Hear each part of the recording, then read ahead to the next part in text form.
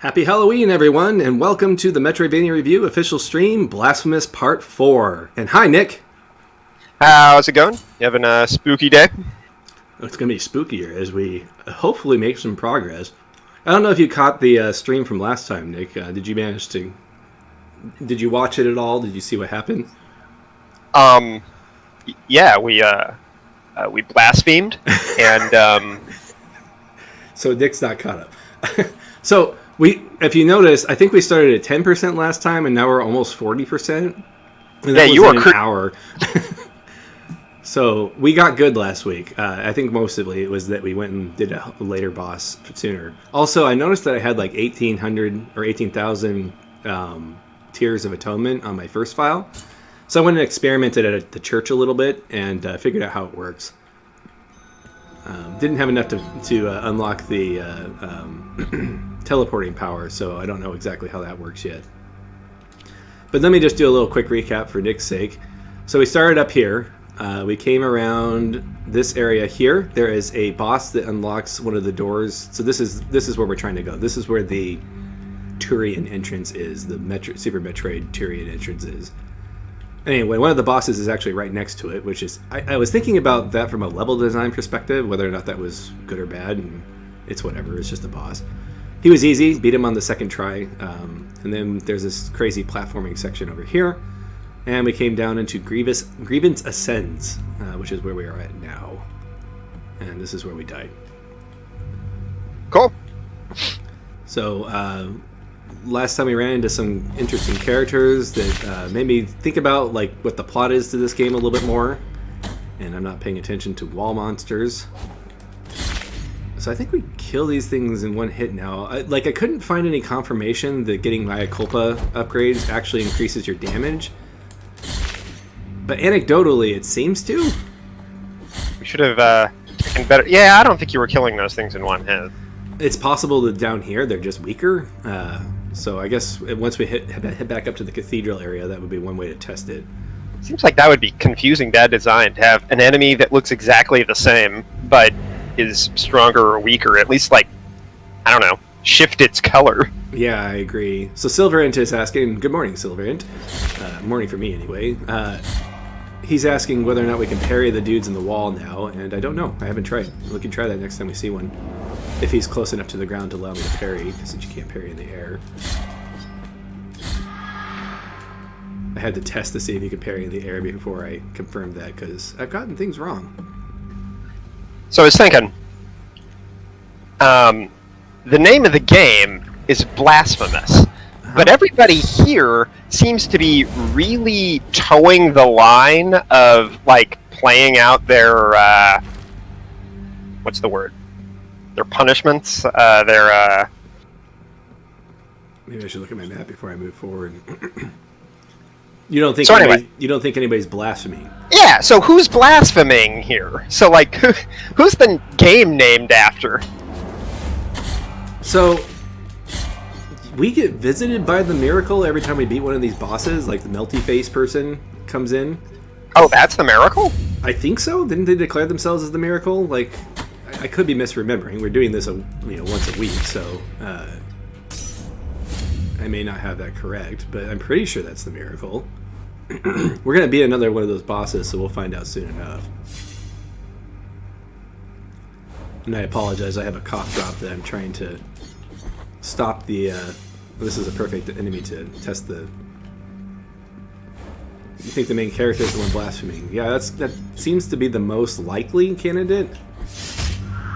Oh, gosh. But I mean, he's not doing it on purpose. Can you blaspheme on accident? Well, that's the question, though, is that there seems to be at least one person, or two people at least. What was that?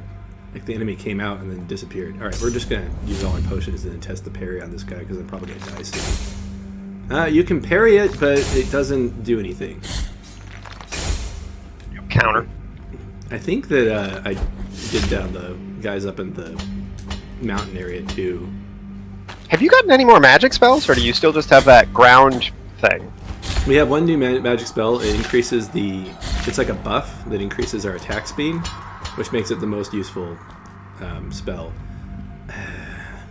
I'm going to go ahead and keep pushing forward. Obviously, we're in a position that I should probably save before, or get my potions back before we try and pursue. I believe in you. Yeah, right. Not that you don't believe in me, but... I believe in you, yeah, right.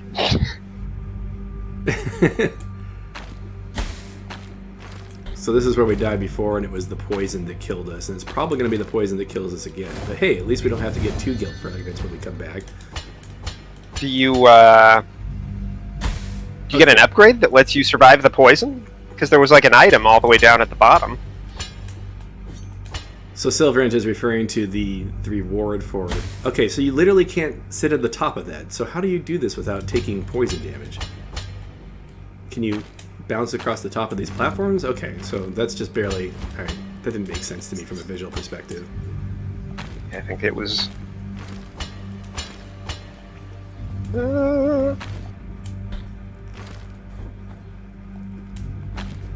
Go, go, go. What's this? Silver Lung of Dolphos. Okay. Oh, this is the item that makes us so we're immune to poison now. I was literally next to where we could have prevented the damage. What the heck, man? I mean, it kind of makes sense. Make you run a gauntlet. No, it does make perfect sense. It's just I'm a little annoyed because I died because of the poison last time, and I was literally right there. So when you collect all of the cherub things, you get a spell. And apparently it's not very good. Yeah. Well, anytime you work hard to get something and then it's disappointing, it's going to suck. Yeah, it sticks out. Kind of like in the Messenger, the collecting all of the things got you this shuriken thing that initially wasn't very good, but apparently they patched it. To be honest, though, getting the oh, there we go. Getting the collectibles by themselves was fun, and that was kind of a reward unto itself. So the fact that the reward wasn't terribly useful didn't bother me as much. I'm torn on collectibles. Like, on one hand, I really enjoy exploring, but on the other hand, if I go through if I go through the trouble to collect stuff, I want something. Right. Even if it's lore. That's the big complaint in Jedi Fallen Order, is that all the collectibles are basically aesthetic upgrades. Which actually I'm okay with, because, I'm all about fashion souls, and I'm all about dress-up games. Sure. But it was things like your lightsaber, and you can't even see your lightsaber while you're swinging it around, so... True. It bothered me that...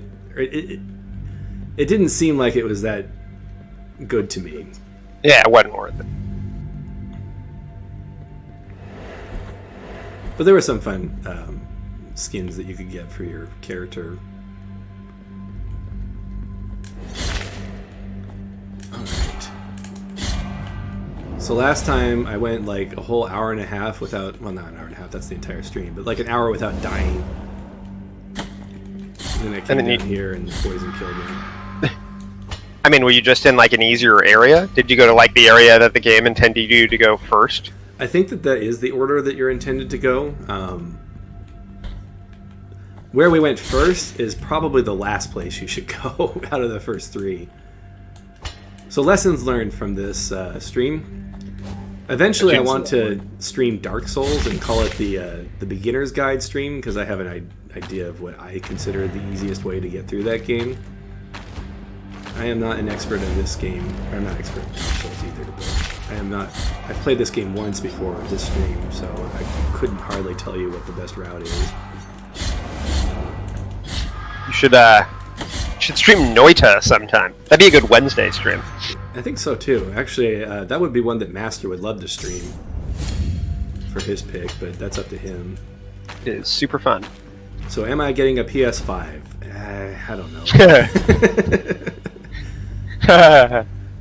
So I'm still holding out to see if the Demon Souls comes to PC at some point. I will like to do a Demon Souls stream, but I'll probably end up emulating the PS3 version on so I can stream that. I know that the PS5 has its built-in streaming. Gosh, Well, yeah, it's the greatest gaming machine ever constructed, Q. I would legit buy a PS5 straight up if it had backwards compatibility, because I would love to have a system that plays all of my PlayStation games. Man, that would be so cool. I have no clue why they didn't do that. Oh my gosh, I love Noida. Don't get me started on Noida. So that's been Nick's addiction recently. I wish I could participate. Yeah, you gotta do is, like drop the 6 things you've got on your plate right now. Yeah, no, I've been swamped ever since Phoenotopia, because that game took me 50 hours to play, and normally what I do is I play ahead, try to play a month ahead, is my general policy, but It's harder to do. and the reason Noida is... Oh, sorry. The reason why I play a month ahead is so I can play that 50-hour game occasionally and actually be able to play it, but I just haven't been able to catch up since then. I mean, Noida's kind of unique because it's not like something... It's a roguelite, so it's not something that you have to, like, remember a story or anything like that. It's actually, I would call it... You know those fancy puzzle box, like, games where you, like, have to solve puzzles and you're, like, opening drawers and finding combinations on a different part. It's kind of like an escape room, but a puzzle box. I would say that is kind of similar to Noita, except instead of like finding passwords, you're figuring out like the secrets of the game. It's a puzzle box game, and I love that.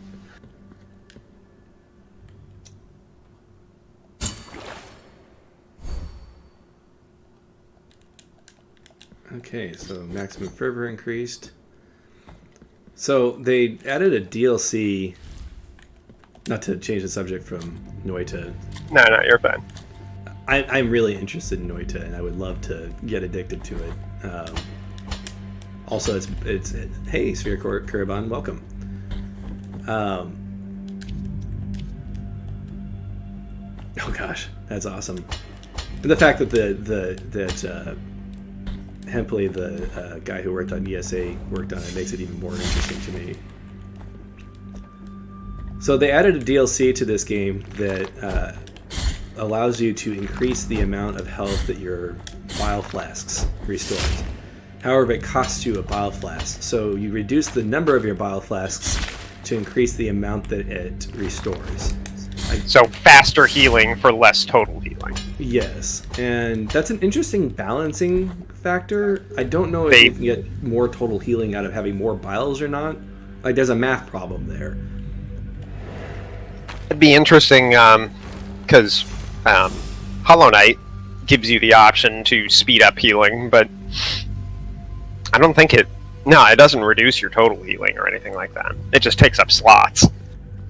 I think I just went in a circle.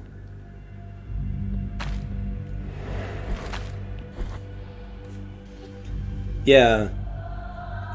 The nice thing about Hollow Knight is you can change that anytime you want. In this game, it's more of a permanent choice, it seems. Oh, really? Yeah. Even though they have a charm system like they do in Hollow Knight, this game has a lot of systems. There, Cactuar? Hey, Cactuar.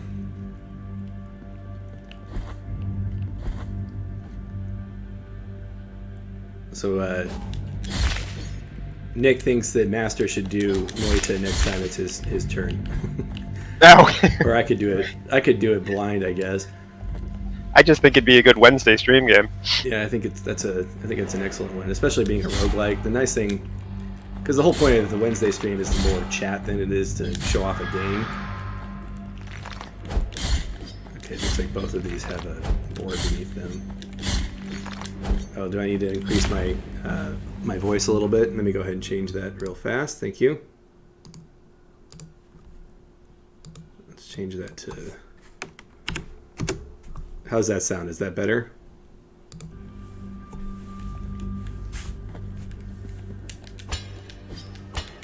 At least in comparison to me.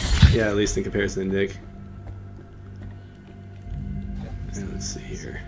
What is that face down there? Oh, that's a marker. I guess I accidentally dropped that there when I was switching. Okay. Well, I'll mess with it in just a second here and read these guys. You could just turn me down a little bit. Yeah, that's an option.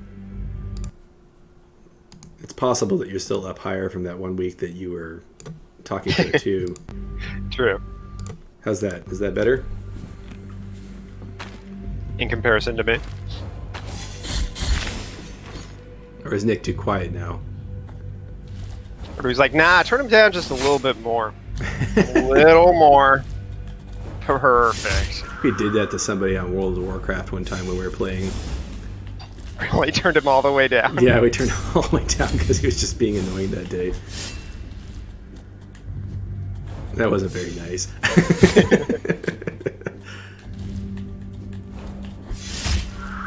Alright. Well, we've used up all our bottle flasks, but I think we're getting pretty close to a... How do we get that guy? I don't see anything that would launch us. Huh. Wonder if we have to use a spell. Oh, I know what we can do. Let's see.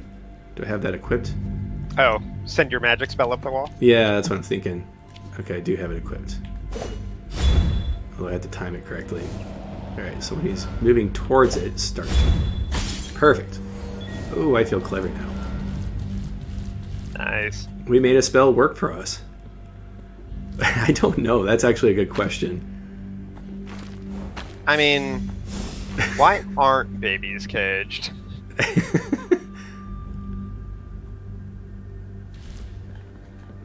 You ask me, the world of Blasphemous has it right.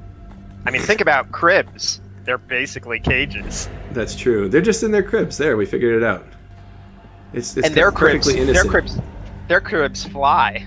Does your crib fly? I think there's a save point here. Okay, good. Good prediction.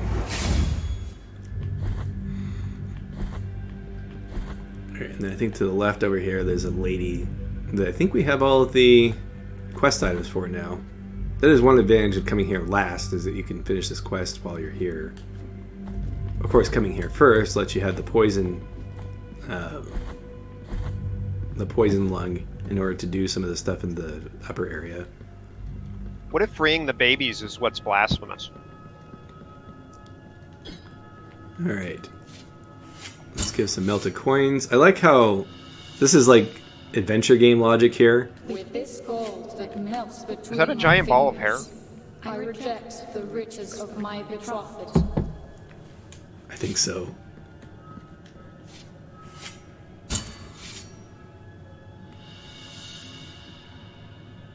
With this torn ribbon, I reject this bond with my betrothed.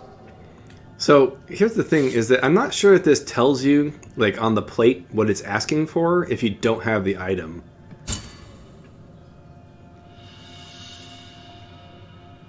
With this veil, I cover my face in mourning for the dead love for my betrothed. Like, what makes you think to bring these items down here? Also, a content warning, everyone. Penitent one in silence, who summons my three voices. Wait, did she Three hatch? sisters became as one, Basically, yeah. thus birthing a previous miracle called Altus Gracias. Apparently we just combined 3 women together. This egg conceals something of ours that still remains immaculate. And we got the Egg of Deformity. Alright, I don't know if there's anything else we can do to this lady. Take it with you, and thus You know what, I'm going to go out on a limb and say I would not want to live in this world. For it is already too Stick it, late Miracle. for these deformed bodies. Take it with you. Okay. Betrothed, or betrothed. Betrothed. So what world would be worse to live in?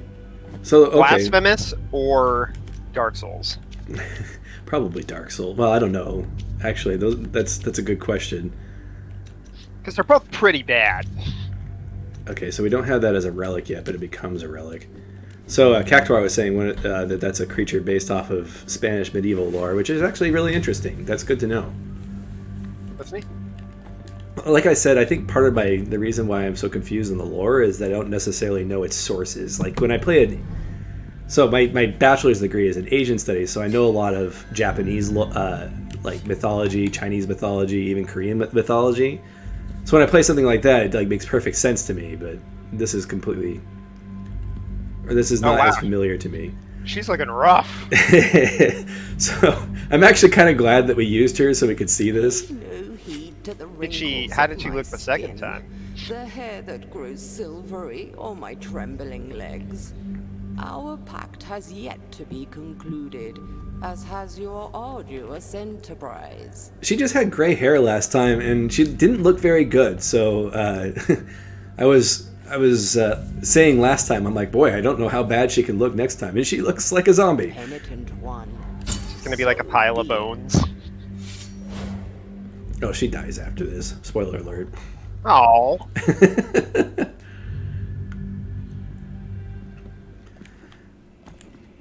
Well, let's beat this boss, then we can talk about Dark Souls, the world of Dark Souls versus this one.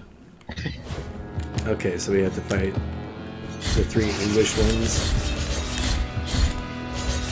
I like she's just got like a little elevator on the side. So I'm wondering if these are also the betrothed that we just talked to. Like, are they an extension of that? Maybe? Because there's 3 of them here. Yeah, but these 3 look like they've got... Well, I mean, they're not connected in one horrible form, first of all. So this is the first boss, or no, that's the second boss that we fought that we can actually use our combo attacks.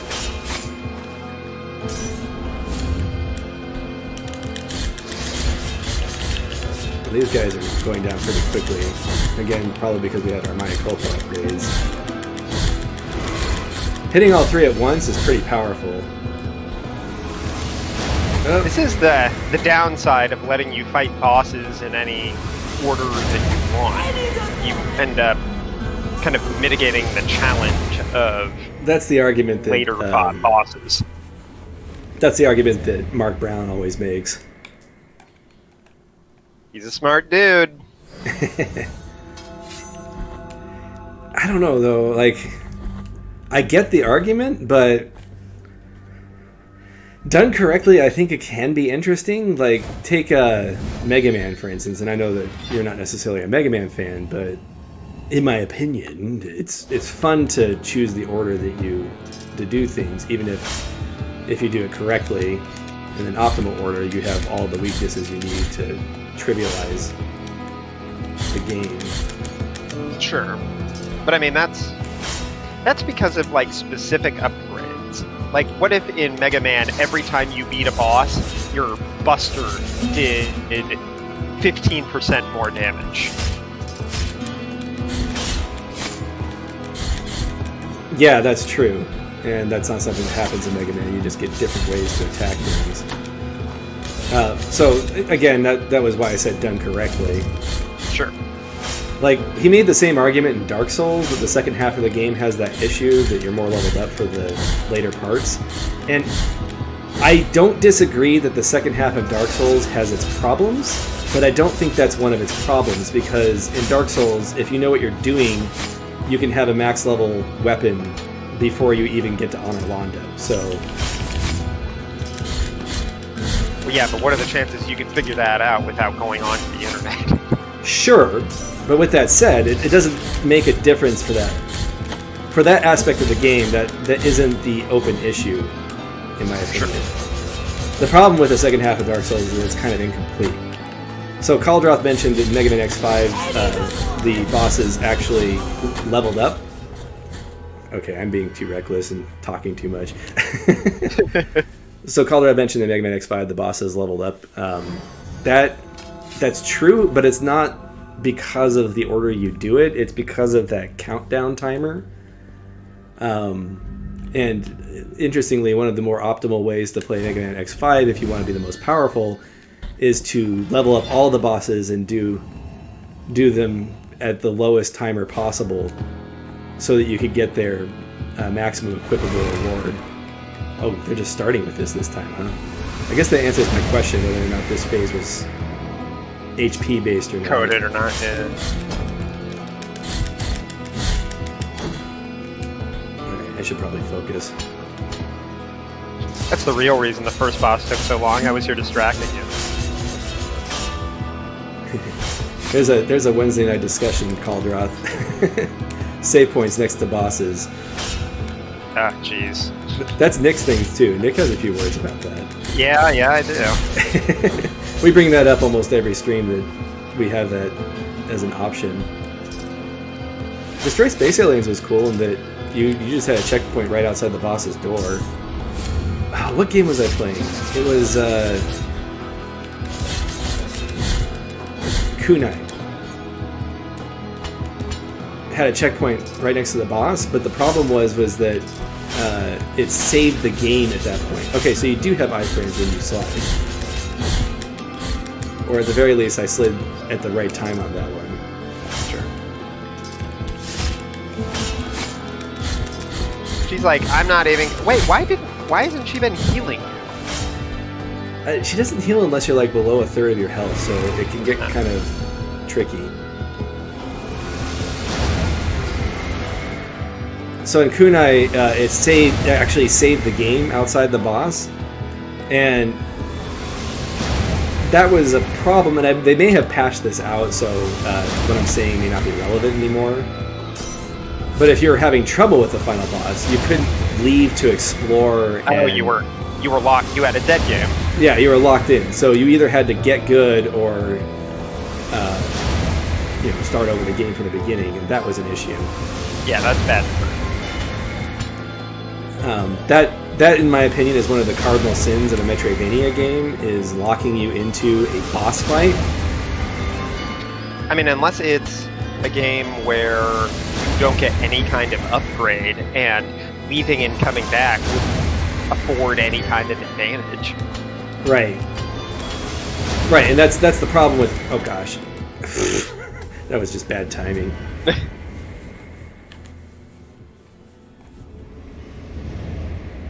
Yeah, in Final Fantasy Tactics you have the option of saving on multiple files, at least. Some of these games you only have one file. One of the games I'm thinking of, which is one that I might stream on a Wednesday night at some point, called Kingdom of the Dragon. And the first boss you fight, you're locked in to fighting it, and there are upgrades you can find that would have made that boss easier, but you can't leave to get them. So if you didn't explore thoroughly before fighting the boss, you were stuck. And at least that happens at the very beginning of the game. Nevertheless, I actually kind of enjoyed that game. Very rough around the edges. I need to play it again too because they patched it, so even if I do stream it, it's not going to be the same experience I had originally. But interesting game. That game had a really interesting way of handling weapon upgrades. Every time you picked up a weapon upgrade, it doubled your current weapon power. So you started with 1, and by the end of the game, you were like 9,000 attack power. It was the most ludicrous thing. You're a Dragon Ball Z character. Right. I knew as soon as I said 9,000 that would be a reference that you would make, but I'm not even joking on that number. Well, no, I mean, it's also what they do in that show. Their power growth is exponential. I'm having talkitis right now. I'm just not playing up to snuff. All right, this next round, we're gonna. No, I think we still have a chance this time. We still have the lady, and she hasn't had a chance to help us at all. And I'd feel bad if we made her old without her helping us. Kind of doesn't make sense if she doesn't help you. She dies because she rode an elevator? Ah, there she goes. Oh gosh. Come on, do it again, lady. Now's the time. Oh gosh. Just not getting very lucky with the patterns here. Oh gosh. I was caught in my combo. Alright, gotta buckle down and focus. So I think the problem is you, Nick. Last week I was doing great. Alright, bye guys. Oh hey, 1986. That was a good year. Wait, what? That's how much grief or souls or whatever you have. Oh. I was like, that was a random thing to bring up. Yeah, you know, I just like bring it up here. I thought you were like looking at a Wikipedia page or something.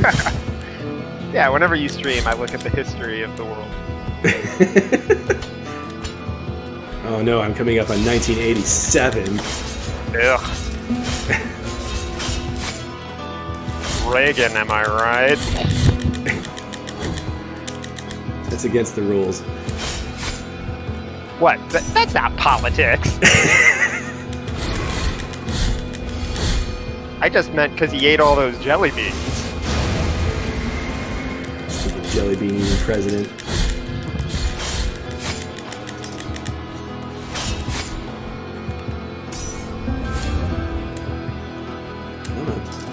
Man, you should really just... You should just kick her off of the elevator and just ride the elevator up. I don't know if her elevator is that safe. Holding still on this fight is not a good plan. I like this fight. Well, this is a good fight. Yeah, but she's in the background. They can't get to her. Oh gosh, come on, lady. Oh man, 2005. Pretty good year. Wait, where are those Tears of Atonement coming from? Good question. Why am I getting money? I'm not killing anything. Does she give you money when she uses her thing? Yeah, I wonder if you get a little bit of money when she heals you. Well, that actually worked out really well. I'm gonna be quiet. Oh! Right as the final attack was going off. Nice. It would be fun to watch if it wasn't risky.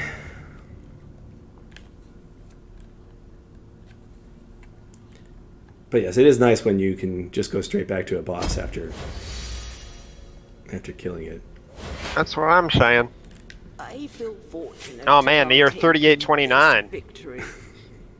Before I depart, I want these words to accompany you, so that you remember our pact. All right, and then we got a item from her. Penitent one in silence. Now resume your journey.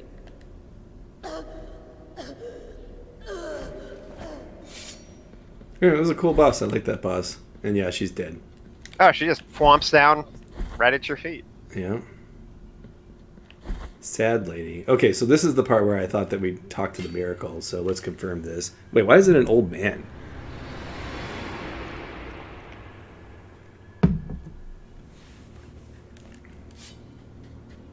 I thought that the mummified statue was like a reflection of the boss you just fought. The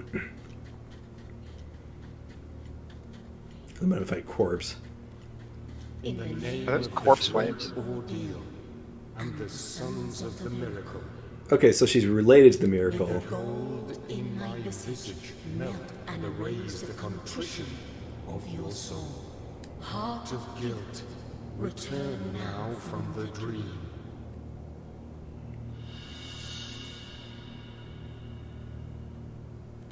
All right.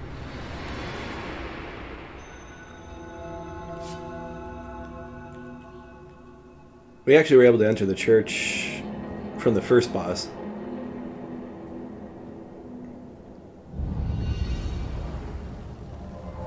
Amazing pixel art cutscenes. Yeah, pretty good. Back in the 90s, that was all cutscenes. True. There weren't really cutscenes back in the 90s. I remember Chrono Trigger had cutscenes, which was pretty impressive. PC games had cutscenes. Oh, yeah, that's true. Like, well, TIE Fighter actually just used FMV, I think. And the glory days of PC game FMVs. Penitent one in silence. After bowing before the holy custodian visages, the door at the end of the Bridge of Calvary has been opened. Traverse now its threshold under the strict eye of His Holiness. We penitents carry such guilt that perhaps the affliction is giving us a second breath. But be wary. Amongst prayers, it might silently come creeping to us one day. I'm not sure how I feel about this guy. He's basically just like, this is where you go next. And he doesn't really, like, give a ton of lore to be had. He's a quest marker. Yeah, basically. Yeah, Ninja Gaiden had some great cutscenes. Take the next of my deep pain. Why don't you just give me all of your swords at once, lady?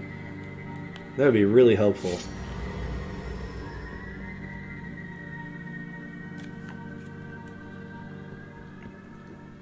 Okay, so I don't think we can get that treasure on the right until we unlock the ability to jump down pits.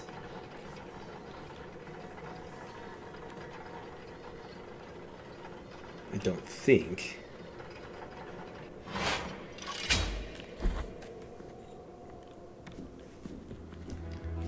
Alright. This gets us here. I think we can reach that kid from the ladder.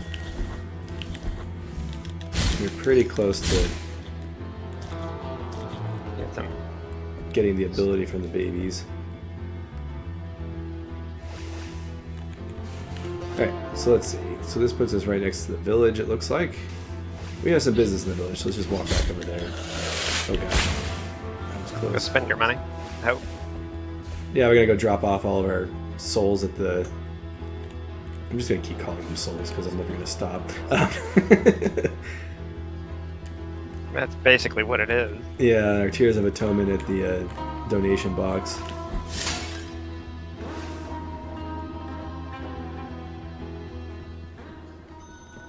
Ninja Gaiden, I think, is the first game that I know of that isn't on a open platform that had cutscenes. So on the NES, as far as I know, maybe there were others. I think Metal Gear did, didn't it? Metal Gear was MSX, I thought, which is basically a PC. Oh.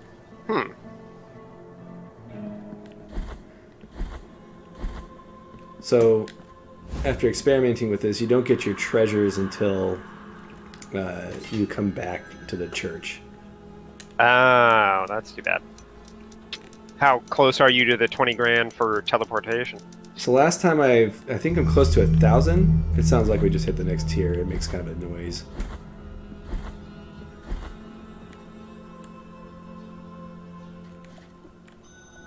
Or 10,000 is what I meant to say.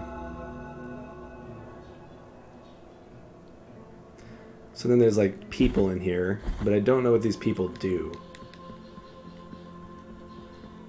If Just anything. chilling. Yeah, just chilling people.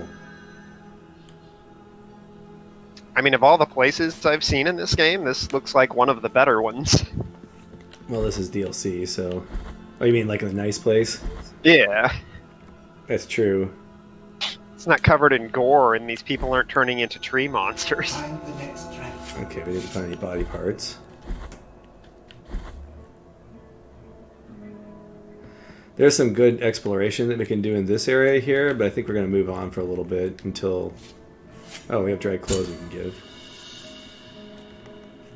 Merciful be, penitent one. Yeah, grind that garlic With into your wounds. contribution, the work of this brotherhood carries on. And just Tears of Atonement, which we probably should have done that first so we could have put that in the church. Not that it matters, you can't lose the tears, so there's nothing really urgent about getting it in there. Sure. That is interesting. They don't really make it hard at all to go back and get your money, so what's the point of even having you drop it? You don't even drop money, you just drop your MP bar. Anything that can be Oh, blessed. that's right. So Okay, never mind. Okay, wait a minute. So I got the item. I thought that you had to have Mega Deformity.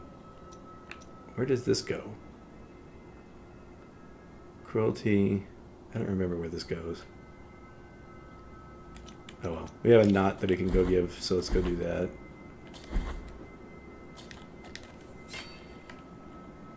We're getting close to being able to teleport between save points, and I think that's going to save a ton of time.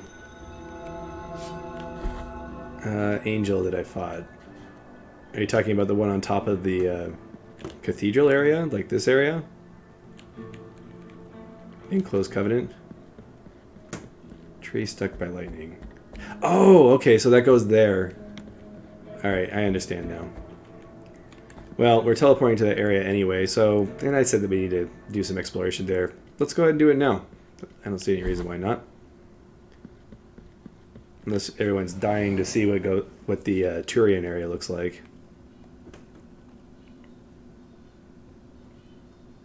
Something interesting about the teleportation map is that I don't think there's any areas off to the left, at least not without the DLC.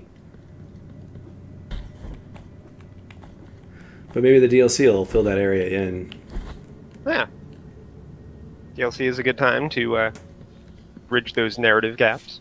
Yeah. No, hey there. Oh yeah, this lady gives us new slots. She's kind of hanging up there. Return once may you. Yeah, they said that the miracle is being nice to her by letting her sit up there like that. Nobody seems to be against the miracle. Yeah, that does seem really odd, considering it's really not great for everyone. Okay, so when I've used all my bottle flasks, I get extra damage. That sounds amazing. Because I am empty on bottle flasks all the time. Oh, she just got new art. So I was poking around on the wiki page just to see what was new, and the guy with the eye nipples was new.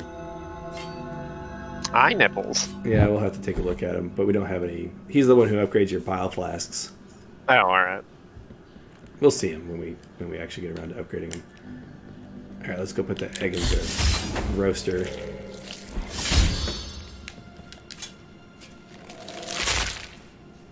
Okay, well. Oh, jeez. I like how bodies just naturally burn up. Oh, wait a minute.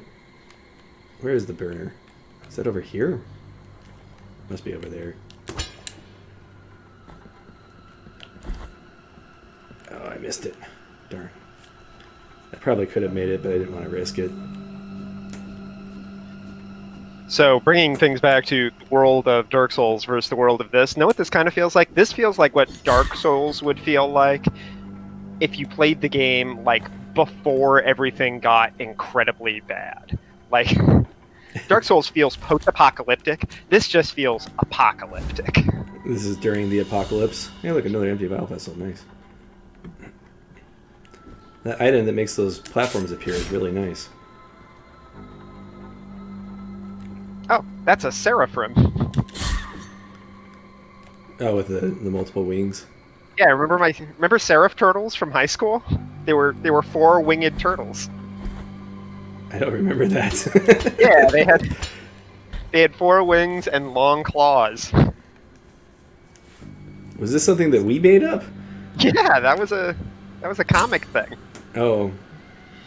This was so we went to high school together, which was wow, that was a long time ago. That was like, let's see, when did we graduate? 2002? 2002, yeah. That's depressing. Anyway, we were classic nerds, so we would write comics and draw all the time. Hatch Egg of Deformity, and I think this might be the relic we need. No, still not. Maybe I bring that back to the lady. She did say something about hatching, so maybe that's what the puzzle is there. I'm going to go ahead and explore this area right here, though, just because we can. I remember vampire potatoes. Well, yeah, vampire potatoes was classic. I don't remember seraphim turtles. I don't think they were as... I think the problem was they were kind of hard to draw. And so our friend Ray, who was pretty good at drawing, used to draw them all the time. Was that Lori that did it? I think so. She didn't participate very much. Granted, it was a long time ago. Yeah, it was ages ago. It just feels weird to say that the early 2000s were ages ago. I don't know. Maybe that's just... Maybe that's how it is when you get old.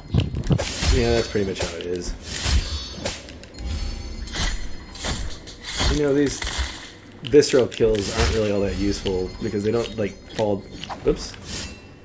Yeah, it really just feels like them showing off pixel art and trying to be as gory as possible. Like, hey, you liked this in Doom? Well, except in Doom, they were a fundamental component of the combat and gameplay. It's like, possible, imagine it's possible you get more Tears of Atonement from them when you do it. That's kind of how it works in Bloodborne. Although in Bloodborne, it's also really good to do visceral attacks under all circumstances. So, well, yeah, it's all about visceral attacks. The biggest thing with visceral attacks in Bloodborne is that you're invulnerable while you use it, and I find it interesting that expert players in that game will use a visceral attack right as they're about to trigger frenzy. I don't know if you got that far in the game. I don't think I did. Well, I don't want to spoil anything because talking about that spoils the later parts of that game. Yeah, I think the last time when I petered out on my Bloodborne playthrough, I think I had beaten. I was in the area after you beat Priscilla. I know that. Because the first time I played it, I never even got past Priscilla. Because there's a point in that game where your two options are Priscilla and then the... I don't remember what it's called, like Tainted Beast or something like that. And they're both pretty hard bosses, and I couldn't beat either of them. And so I was like, I'm done. I don't have a high... Did you watch Game Maker's Toolkit for this week? Yeah, I did, because this ties right into it. Basically, his... If anybody hasn't watched Game Maker's Toolkit, I wholeheartedly endorse it. But this week's topic was who gets to feel powerful. And it was the concept of what's better, making the player feel powerful off of the start regardless of skill level, or making them earn the feeling of feeling powerful. And basically the conclusion was those two things are going to appeal to two different gamers, and you can't focus on one and neglect the other without ostracizing an entire group of gamers. So the best option is to create a system that appeals to both, like Bayonetta was his example, where I guess I probably shouldn't just explain the whole story or the whole video, but in Bayonetta, you can look cool by just pounding buttons, but the ceiling for a truly high score is incredibly high. So it appeals to both casual players and experienced players. Which Dark Souls doesn't. That's true. But then the question is whether or not that makes Dark Souls bad. I would say that it doesn't make Dark Souls bad. Or does it make Bayonetta better? Yes. I would say Dark Souls would be better if it had multiple avenues to success and could appeal to a wider audience without sacrificing the experience for the other gamers. Because, like, a lot of the time I'll see people complain, like, well, I don't like that other people have that option to make the game easier, which just seems, I don't get that concept at all. Yeah, well, I think it's more that... Okay, so... If you call Dark Souls bad because it doesn't have difficulties, people who like the game are going to defend it, possibly to an irrational degree, because in their mind, there's nothing wrong with the game. And so they make this disingenuous argument that... you just need to be like me, and then you'll enjoy the game. That you must not, it must be better to not have easy mode as a conclusion to that argument.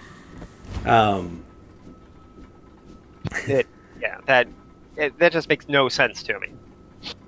So you don't understand the argument that, which argument don't you understand, Silverin, so I can better understand how to respond? And I'm, of course, dealing with the playing while I talk aspect that often scatters my thoughts. But I guess the So you were saying that Dark Souls or Bayonetta is better than Dark Souls on the premise that higher accessibility equates to a better game. I would say if your game can appeal to both casual or he didn't call them casual gamers because casual gamers conjures up the concept of your mom sitting in the living room playing Candy Crush or something. Or what is that? The classic. Why can't I think of it now? But Candy Crush is a good example. Yeah, so Bejeweled. that's Bejeweled. Yeah, It was like the original casual game. That's not what we're talking about. We're talking about like 60% of the console owners out there that, like me, don't want to get to a point in the game where you have two bosses, they both kick the crud out of you, and it's not fun because they're constantly kicking the crud out of you and it doesn't feel like you're improving. And you don't want to take the time. It's not fun to take the time to get good and beat one of those two bosses and expand. So you just quit. And that happens to a lot of people. So Calderoth is saying the large part of the feeling of Dark Souls is overcoming adversity. The problem is the different difficulties would feel adverse to different players. And that's the second argument. That's the second argument. Looking at accessibility is better, definitely from the developer's standpoint, in the sense that more people are going to buy your game if they're accessible. And if you want to appeal to a larger audience, I think this area is DLC. I don't think I recognize this area. And we picked up an item that helps you upgrade the bile, so I think this area is completely new. So this is blind now, I think. Another way of looking at what makes a video game good is looking at it as a piece of art.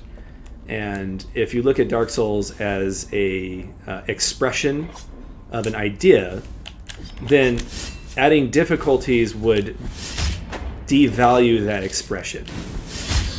Possibly. That's an argument that can be made for why Dark Souls should not have additional difficulties.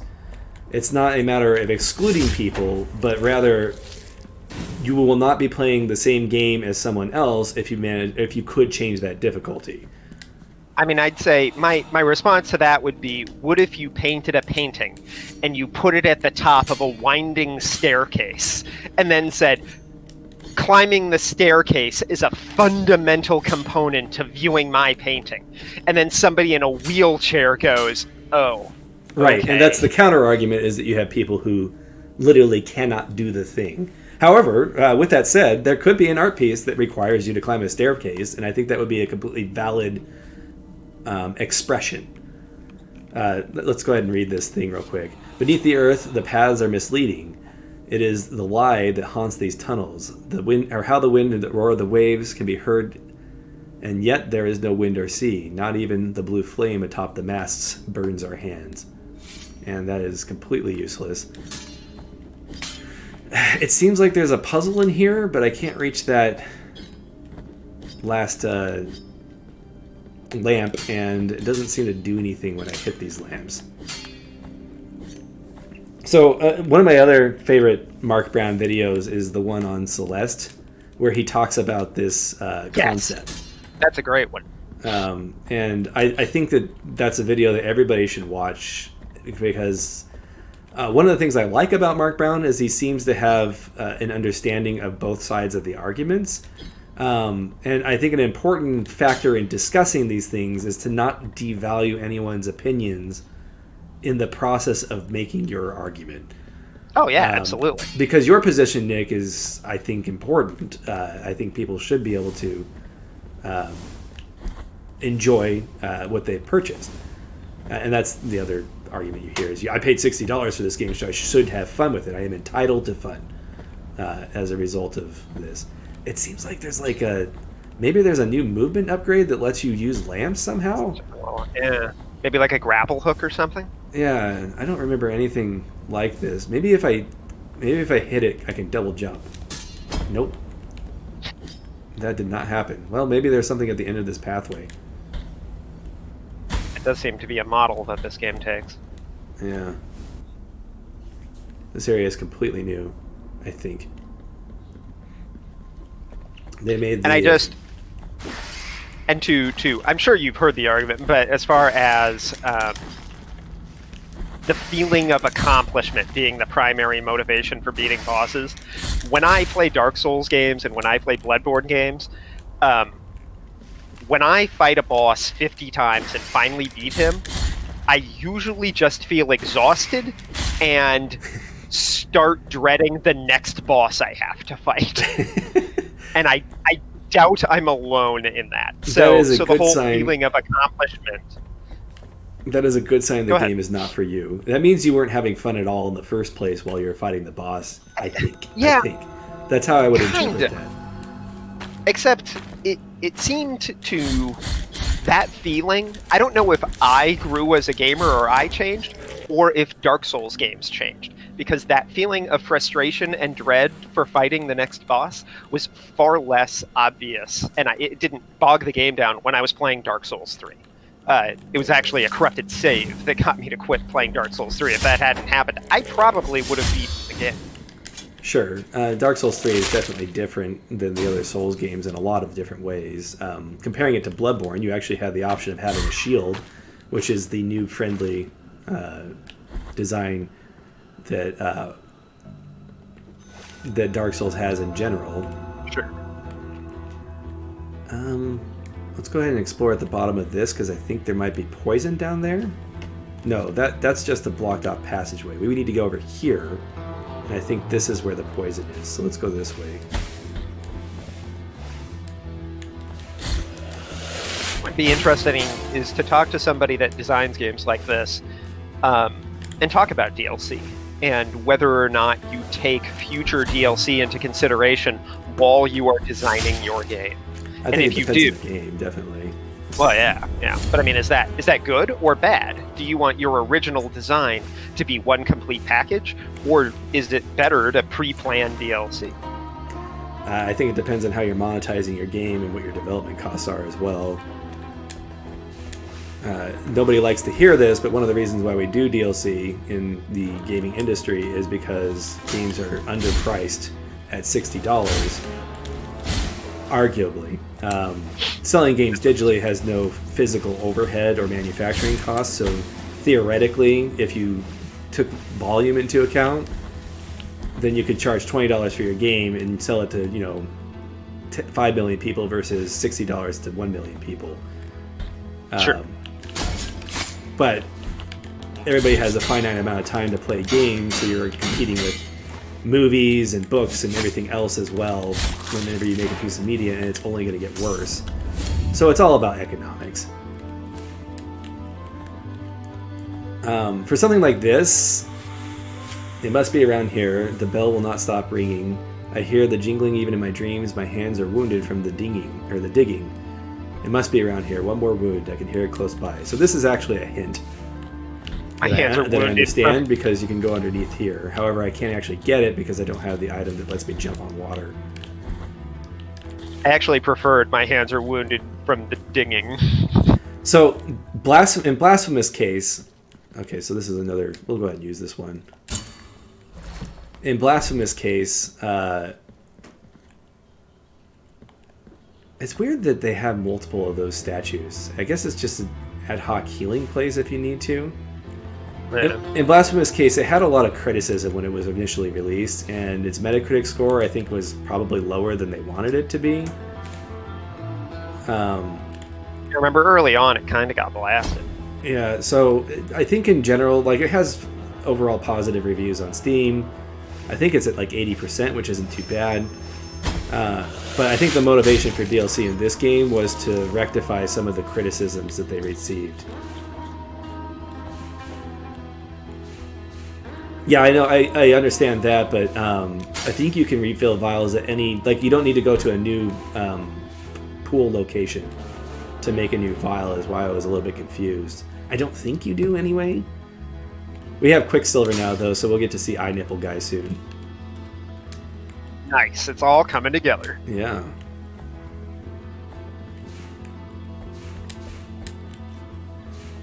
Anyway, the discussion So somebody recommended to me this Force Awakens review that's 2.5 hours long. Clearly I don't have time to watch that in normal circumstances, but lately I've been putting on things like that while I've been working from home, just to have in the background.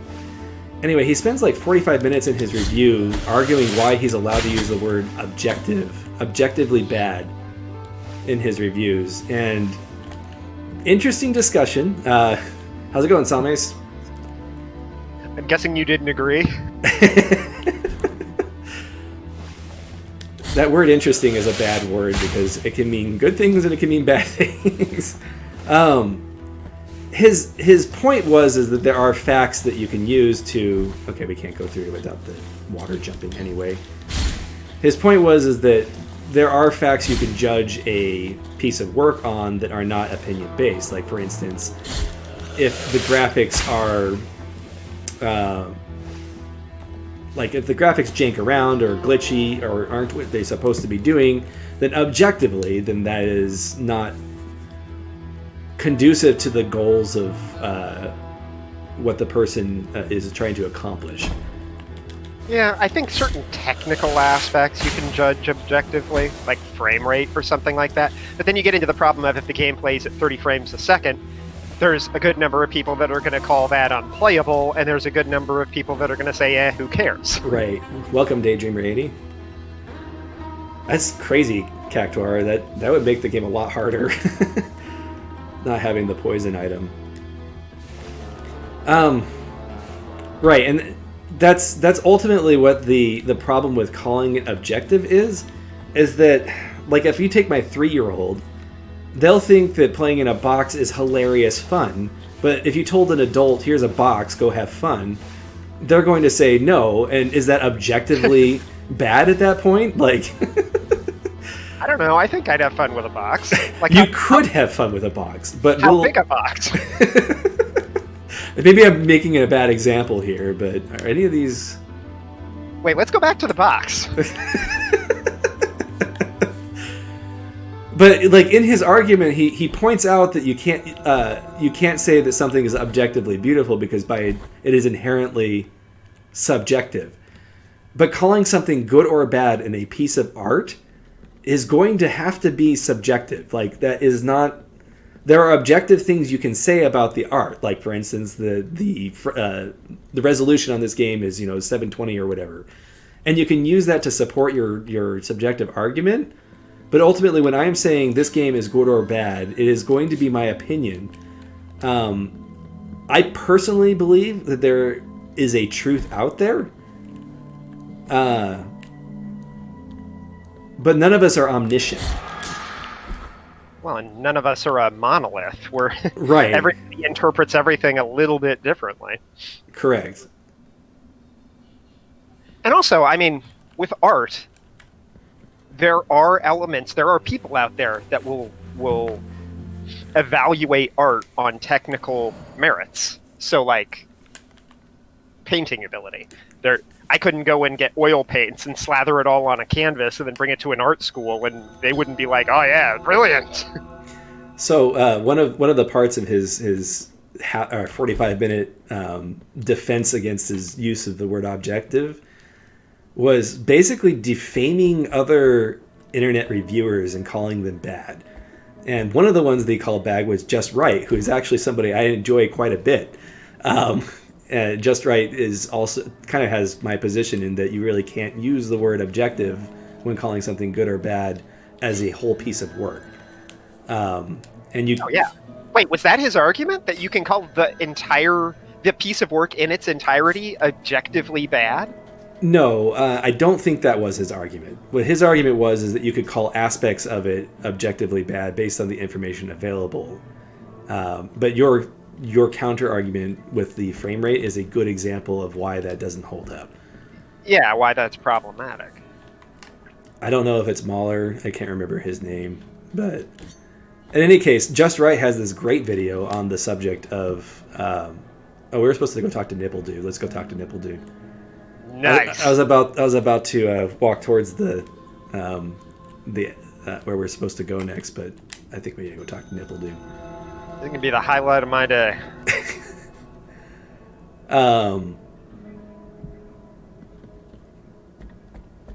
Just Right actually has a great video about subjectivity in art and whether or not you can call art objective, and I highly recommend watching that video.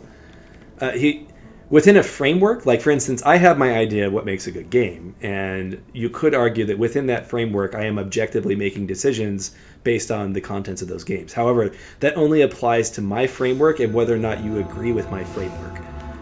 For instance, in your case, you are making the argument that accessibility makes a game better. Well, no, accessibility makes a game better as long as it's not sacrificing the experience for the upper level end of your game. Here he is, Nick. I need 1,000 Tears of Atonement, and I'm like 918. Okay, I legit thought that he was going to have nipples on his head. Well, he does have a bald spot there. Why is he, like, caressing it? Like poking it? I don't like that. Don't come back to him. And yes, when you give a game a rating, you are saying that it's overall good or bad. And I don't know what his conclusion on The Force Awakens is yet because I haven't finished it. But I suspect that at some point in that video, he's going to say that Force Awakens is good or bad based off his arguments. Well, yeah, but I mean, that doesn't mean it's objectively good or bad. It's sure. And good or bad according to him. Right. But I think he was defending saying that certain aspects of it were objectively bad. And sure. Anyway. And honestly, Anyway, I don't want to make this entire stream about I'll ranting about this guy, but my final conclusion for this concept is I guess I don't care. Does it matter? Well, that's ultimately all what it comes down to is it's also semantics. Yeah, I mean, it's ultimately your review doesn't change whether you believe your opinion is objective or subjective. Sure, and his rant was ultimately because people were criticizing him, and ironically... Grow up and not be criticized. So, it's interesting. I objectively think that his opinion is wrong. And I think that part of the issue is that I think any good critic needs to welcome criticism of their critique. Because it would be ironic to do otherwise. Saying something is objectively bad. We're in a loop, guys. We can't escape. This is worse than Dark Souls and Blasphemous. That's kind of brilliant. I love that.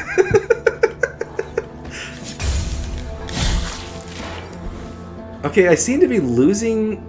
Did you see I went above 1,000 Tears of Atonement and then went backwards? Oh gosh. You lose tears for getting hit? I don't know what happened there. And I should lose tears for getting hit twice by that. I deserve to lose tears after that. Oh god. Alright folks, we only have 20 minutes left and apparently I'm at the edge of my rope here. Your character is just thinking, stop it! Stop hitting yourself. Alright, I'm just gonna ignore these guys.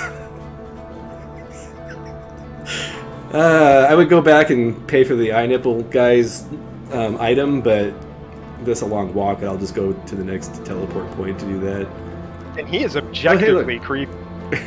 It's this dude. On the path lies the solace and the life. What's going on with him? Prithee heed my prayers, O Lord of the Bear. So he's been trying to walk along towards the temple that we're going to. Forgive me, penitent one.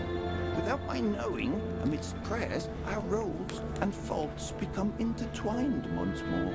And we've been kind of helping him along. Difficulties that the miracle layeth. Now he can't cross the spiky space. Yeah, so we need to knock down that tree for him, essentially.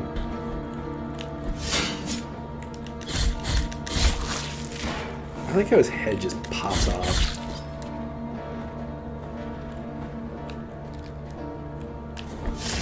Oh, right. Actually, I know what we're going to be spending the next 20 minutes doing. There's actually a boss coming up. Oh. Well, I'll do my part and distract you. Oh, jeez, that was... That's actually a good idea, playing this game in Spanish.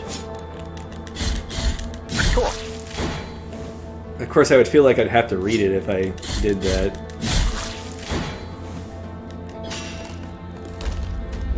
What if it's the game itself that's blasphemous?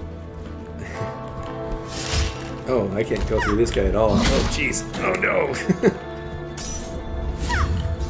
Wait. What? Ouch.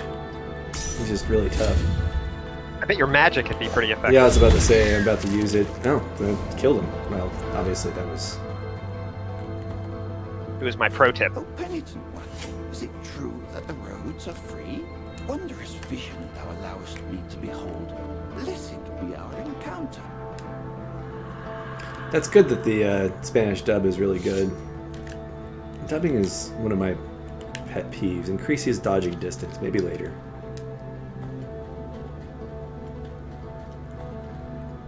Like, it seems like every time they translate something into another language, they get, like, the cheapest voice actors.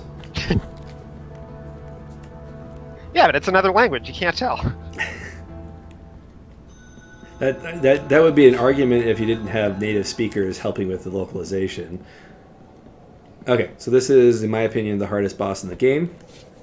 Sister, So first try. I know you are there. Oh, and you don't Even have... If Oh, I wait. can't see you, hear my plea. After your departure, it is now my turn to prove I'm deserving of our captain's trust. I will not fail, Chrysanta, and may the greatest of pains devour me if I let the penitents through this door. On your guard, penitent one. So he seems to be acknowledging that he's trying to stop the penitents from going through the door. Wait a minute, did he call you sister? No, he has a sister that I think he was referring to.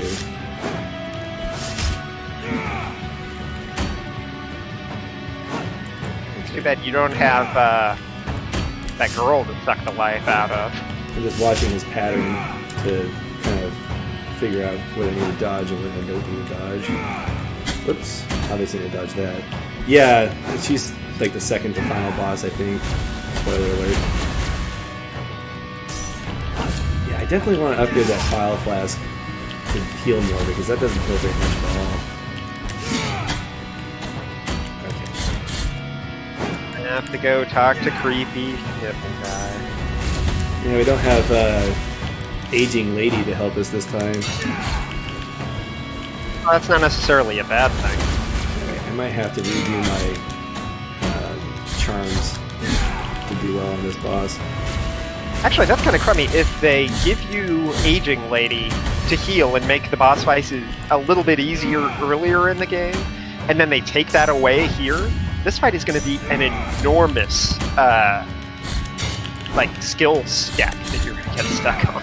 Yeah, I remember this boss giving me the hardest time out of all the bosses in this game. And I don't know if it was because I was using the Aging Lady or if it was just he's a tough boss.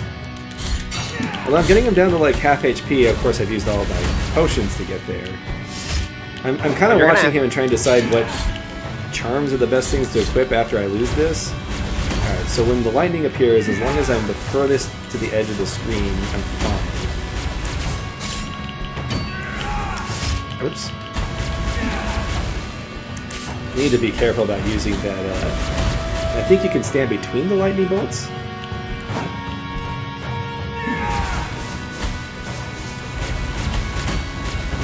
Yeah. Well, you're going to have to fight him for about 50 minutes if you want to beat your time for Meltfish.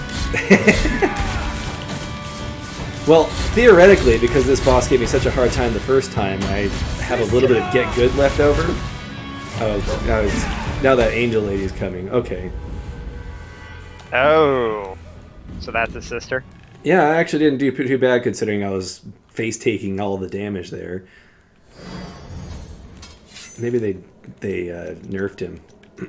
Alright, so what's this? This is protection against flames. We don't need that. There's no fire in this boss fight. I'm going to grab this. What do we got? We got physical damage, which is good. Tears of Atonement when destroying objects. Definitely don't need that. There's one that we have that protects against lightning attacks. There it is. And this, when our bile strength runs out, we get extra attack, so we definitely want that because that's going to come up.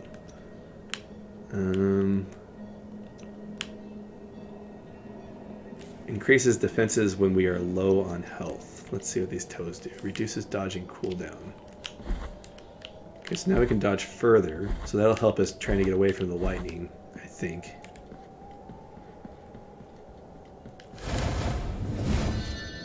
Yeah, I should try and get good at parrying. Oh, apparently he talks every time you fight him. So, talking to some of the developers on different servers that I've been on, apparently it's really difficult to make cutscenes skippable for some reason. Unless you like plan way ahead, and some of the developers just don't do that.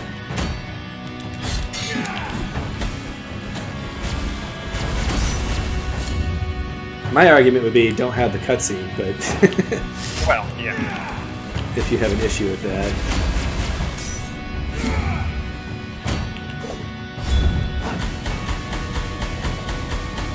Wow, when he's in the corner like that, that did wonders. Oh, wow.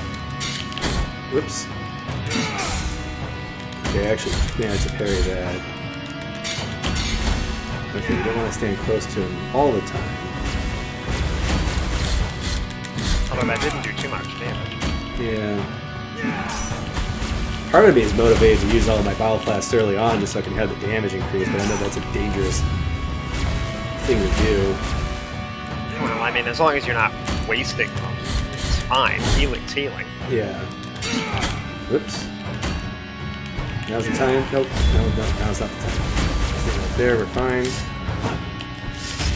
I remember that slide move was my go-to when I first fought this guy.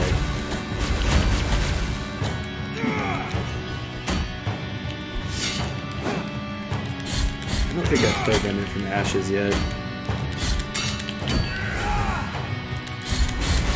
I feel like I was getting more 4-hit combos the first time I fought this guy.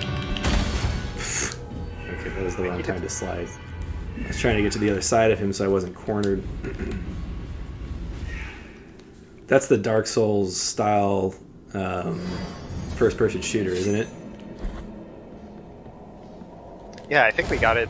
I think it was an Epic Game Store. Yeah, free game at some point. That was an Epic Game Store giveaway, which reminds me, I don't think I've gotten that Epic Game freebie this week. I'm going to do that before I forget.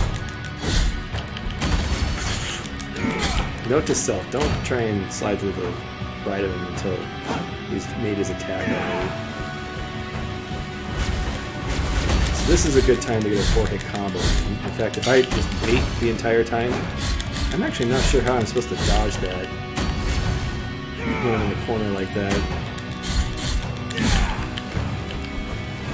So like this is the best time to counterattack him. You can get a lot of hits in there. But then he does that every single time, so it's like I think a trait. But that, again, that does almost no damage. That does like 5% of your health bar, maybe.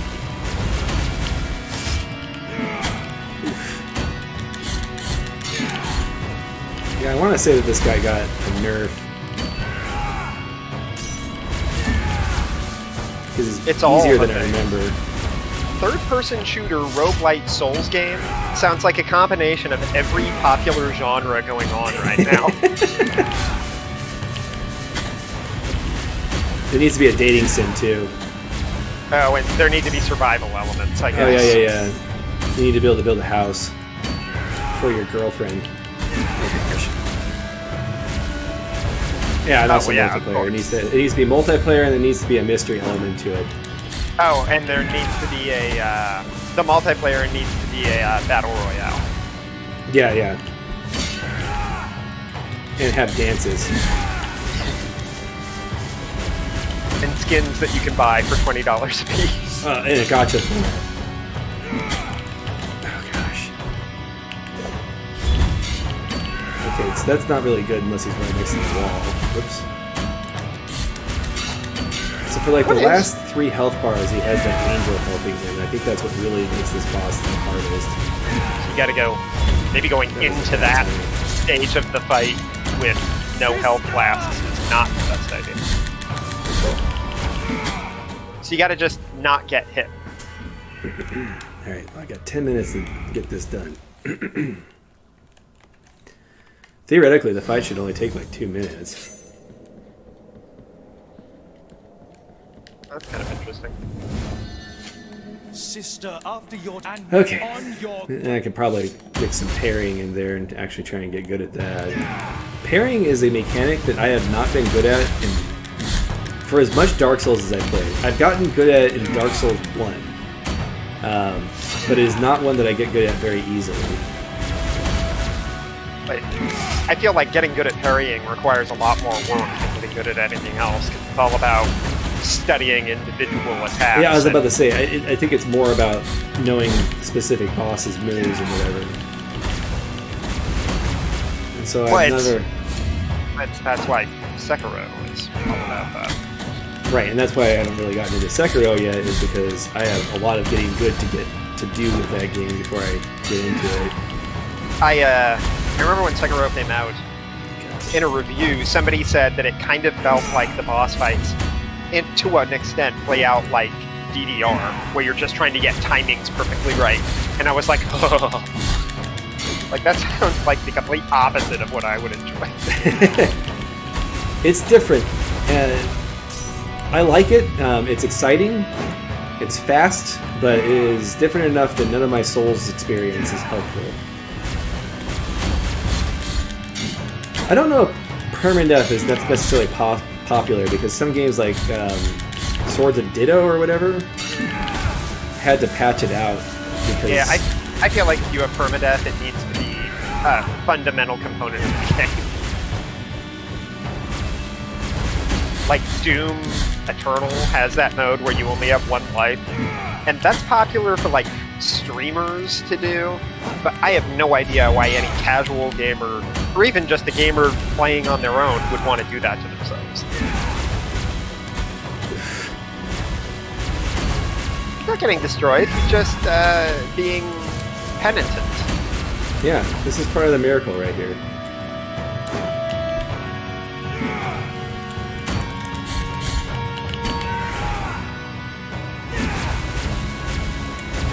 So if I attack him from the right side, when he does that, I don't get hit by his lightning move.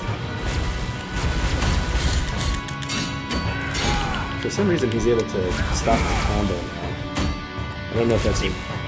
If beating it in permadeath unlocks things that you can't unlock elsewhere, then that's great. I actually really like that.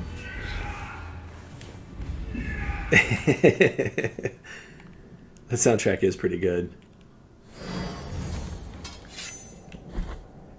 Well, I hope that when I'm being destroyed, the conversation can carry the gap. Ah, man, it's the music. Well, the music's fine too. That's fine if you're enjoying the music. Stop talking, the music. Oh, okay. Alright, have a good one, man. That was bad timing. We're pretty much finishing up anyway. Yeah, we're done in about 7 minutes here. Hopefully I can actually beat the boss fight before that happens.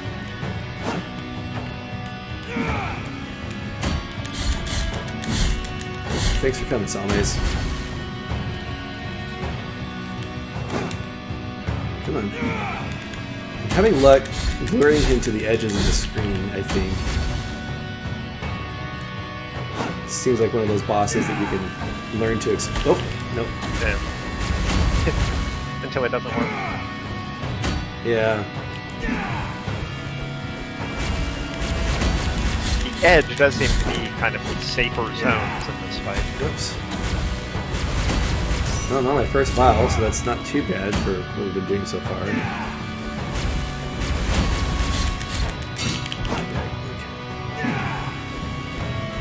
Like, if I can exploit him into doing that over and over again, then this fight's set.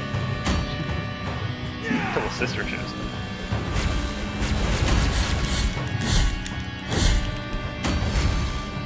Games where you can exploit bosses' AI, mixed feelings. Whoops. Funny, Metroid is basically all about that. Especially Metroid Fusion.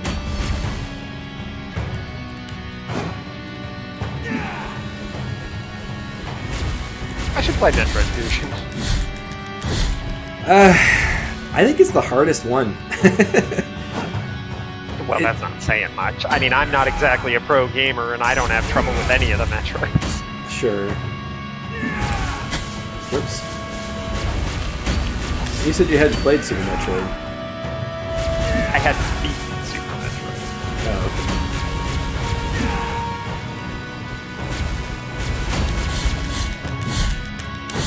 okay. Okay, this strategy seems to be working. Nope. Oh, I can flip him on my way out. Alright, do your spin attack, come on. I like that you can just duck under those. Wait, is there a mechanic in Fusion where you, like, can not fuse?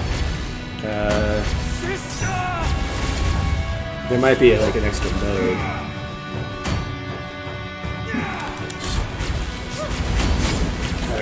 Okay. The strategy works when the sister's not out. I'm gonna have to figure out what to do when she gets here. Yeah, she takes away your safe spot. One option is to kill her. Oh, so she doesn't share health with him? I don't think so. Like, if he dies, does she just disappear? Yeah, I think so. Oh, yeah. Yeah, wow. I wonder how much health she has. Probably not worth it. Not when he's this low on health. It's worth taking pot shots on her while I'm trying to do the lure technique on him. Well, yeah. Like that. Still got one vial left. Whoop, watch out for her. Take your time. I actually like that she shows up. It makes this boss fight. I think this boss fight would be kind of pedestrian otherwise. Man, only got about 3 attempts. Oh, got good. Nice. Just in Clutch. time. Sister. I like she just teleports out. Now I will cross over to the other side of the dream and return to your side. Unfortunately, I took him off the camera, so we can't see him right now. I don't know if he's even there. He could have just disintegrated. Oh, right. Oh, that was jank, that camera. All right, we're going to save going through the door for next time. Ooh, cliffhanger. Ooh. I should go find a cliff to hang on while I'm doing the outro. To close out. That can be that can be your screenshot. Oh, this was a spell? Convenes an incorporeal shield that damages enemies and destroys the projectiles. That might have... Nah, I don't think that would have been useful during that boss fight. So we just got a new spell. Seems like it might be good. We'll hang on to it. I mean, obviously we can just switch at any time, but... Alright, well, I think that's it for this week. Happy Halloween, everyone, and we'll continue Blasphemous until we are complete. Just an FYI, I don't know if everybody on here knows that, so we will be streaming again next week at the same... Oh, that is one thing I need to mention. With Daylight Savings, I am going to shift the time back an hour, so it's going to be 8 o'clock PST instead of 9 o'clock. But I will make sure that that is posted everywhere that I set out my reminder. Thank you again for watching, and we'll see you next week.